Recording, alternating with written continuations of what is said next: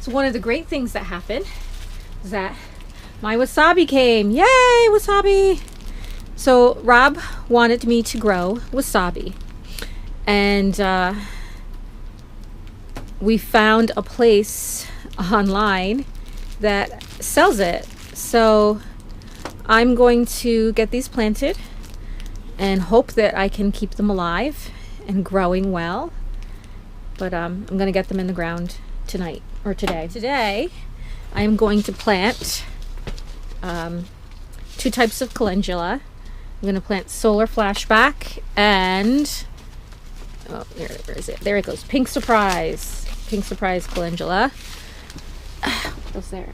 I'm going to plant Nigela. Those are my saved seeds. I'm going, ooh, I hate when that happens. I'm going to plant Salpiglossis because those are so pretty. I'm going to plant some Anise Hyssop.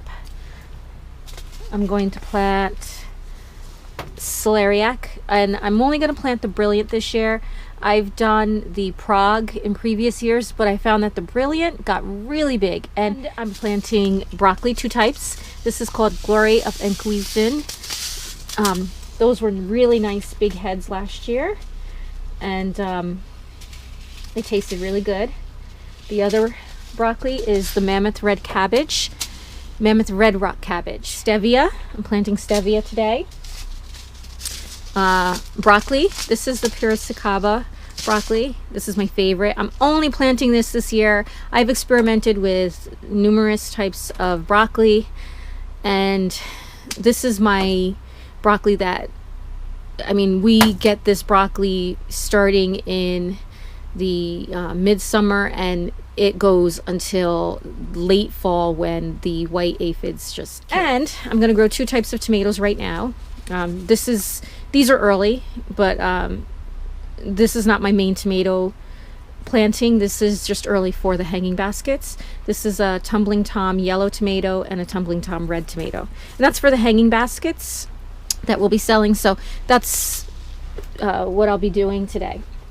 I already have my 6-packs set up with labels and everything, so I know what's getting planted where. And I have 2 more down here that I'm going to plant. You can see snapdragons are growing. Really good. Another set of snapdragons. This side was the package, and these are my saved seeds. So I just replanted saved seed there. The celery is growing. It's hard to see, but I can see the little green shoots in there. So my celery is sprouting. The lobelia has sprouted. And my alyssum, of course, sprouted. Alyssum's awesome. Sweet alyssum. That's all sprouted. I have 2 of those up here, and then another one down here. The alyssum's mostly for my mother. She likes the purple alyssum, so I grow a lot of it to give to her. All of these are pretty standard. You plant them, cover them, water them. The one thing that is different is the Salpiglossis. With the Salpiglossis, Salpiglossis needs to be in complete darkness to sprout. So what I will do with the Salpiglossis is I will put a piece of cardboard over the top and tape it down, and I'll pull it up every couple of days to see if it's started to sprout. Once it does sprout, like a significant amount of them have sprouted, I will go ahead at that point and take the cardboard off and just let them grow, the ones that have sprouted.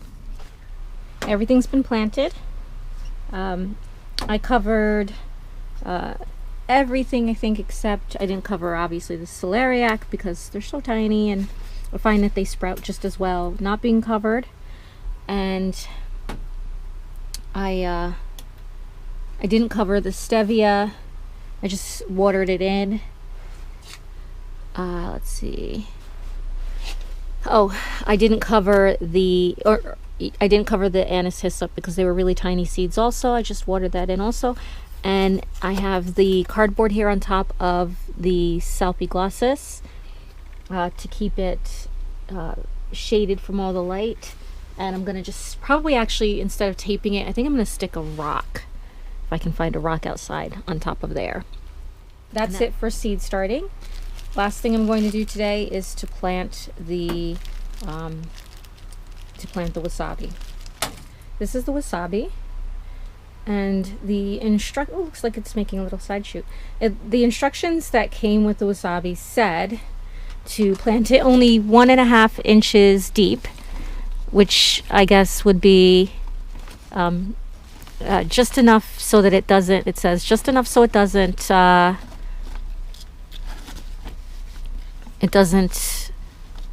it stays steady in the soil. So I'm gonna make sure to not overplant this guy because I don't want to have I don't want it to be there either.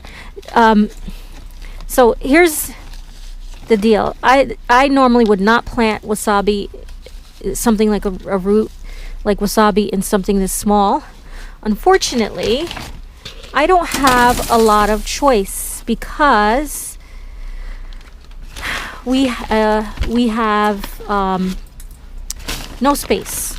I have no space. So I have to do what I can do to at least just get it planted as a start. And then what I will do is just transplant it once I can get into the bigger greenhouse. I'll go ahead and I'll transplant this so that it will be a little bit better off.